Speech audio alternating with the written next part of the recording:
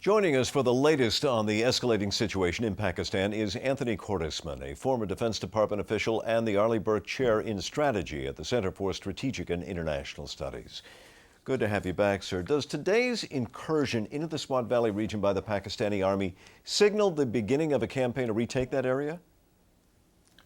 It is the beginning of an attempt to improve the government's presence. Now, no one has yet announced whether they're going to try to actually take control of the Swat, push out the Islamist extremist groups which have dominated it, restore anything like a secular justice system. It's still more a bargaining relationship than an effort to fully take the valley under control. Can it at least be seen as an effort, perhaps, that the Pakistani government is starting to view the Taliban as a much greater domestic threat than it used to? Certainly that does seem to be the case. They were still negotiating, up till a few months ago, agreements which effectively gave Islamist extremists control of the Swat Valley, control of other areas. It wasn't until that they actually moved south into areas closer to the capital that the army and the government began to react. But we do need to remember, they've done this before.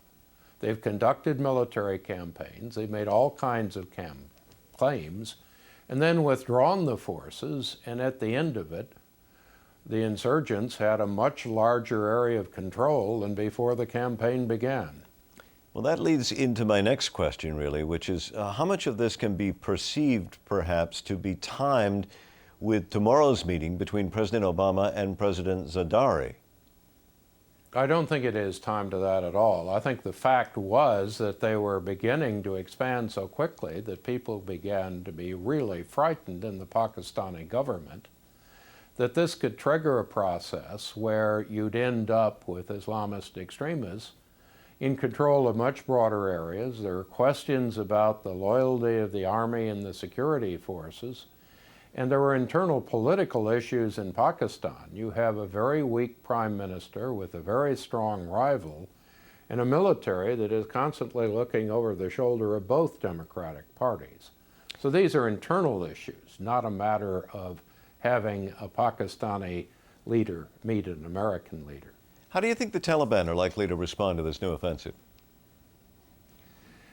Well, they are, in general, put up some resistance, but they know that as long as the military goes in, scores a limited tactical gain, and then leaves, they end up being there and the government isn't. So they don't have to confront a military attacker directly. And some of these attacks produce enough civilian resentment, enough civilian anger, so they actually create a popular climate where the Taliban and other Deobandi Islamist groups actually gain from the attack rather than lose.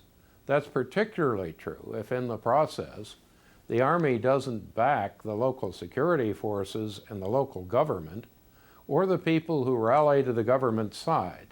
And so far, that's been the case in virtually every Pakistani operation of this kind. Anthony Cordesman, thank you very much for joining us tonight. A pleasure.